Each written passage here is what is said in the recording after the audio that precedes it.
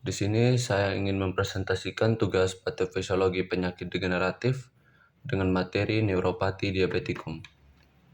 Sebelumnya, perkenalkan saya Yeriko Tendro Dunga PK dengan NIM 22120055, kelas A192, mahasiswa program studi gizi program sarjana, Fakultas Ilmu Kesehatan, Universitas Respati Yogyakarta. Oke, jadi di sini ada 6 poin pembahasan.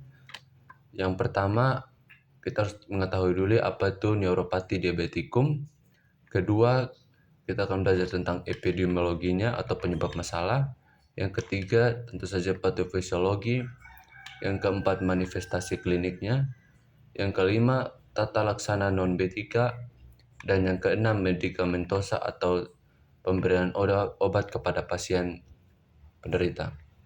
Oke, jadi yang pertama, apa sih neuropati diabetikum itu? Oke, jadi neuropati diabetika sendiri itu adalah suatu gangguan pada syaraf, perifer, otonom, dan syaraf kranial yang ada hubungannya dengan diabetes mellitus. Keadaan ini disebabkan oleh kerusakan mikrovaskuler yang disebabkan oleh diabetes yang meliputi pembuluh darah kecil yang memperdaya saraf. Nyeri neuropatik dapat terjadi karena disfungsi atau gangguan neuronal sistem somatosensorik dari saraf perifer. Jadi lanjut pada epidemiologi dari neuropati. Neuropati sendiri itu paling sering terjadi pada yang berumur lebih dari 50 tahun, lebih jarang pada yang berumur kurang dari 30 tahun, dan sangat jarang ditemukan pada anak-anak. Jadi neuropati diabetika sendiri itu dipengaruhi oleh salah satunya umur dari penderita diabetes mellitus sehingga terjadi komplikasi neuropati diabetikum. Dari DM mengenai baik pria maupun wanita itu sama jumlahnya. Walaupun pasien pria dengan tipe 2 diabetes dapat terkena polineuropati lebih awal dibandingkan wanita. Sekarang kita ke patofisiologi dari neuropati diabetikum. Ada beberapa teori yang mendukung atau menjelaskan tentang patofisiologi dari neuropati sendiri. Yang pertama ada teori metabolik. Jadi di teori ini mengemukakan bahwa hiperglikemia menyebabkan kadar glukosa intraseluler yang meningkat sehingga terjadi kejenuhan dari jalur glikolitik yang biasa digunakan.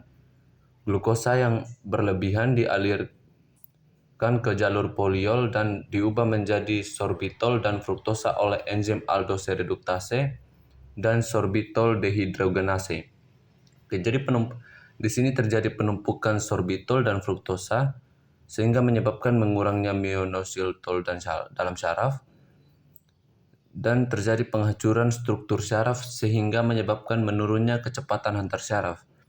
Dengan ini jelas bagaimana inhibitor aldose reduktase bekerja dan memperbaiki kecepatan antar syaraf. Dan yang kedua ada teori neovaskular.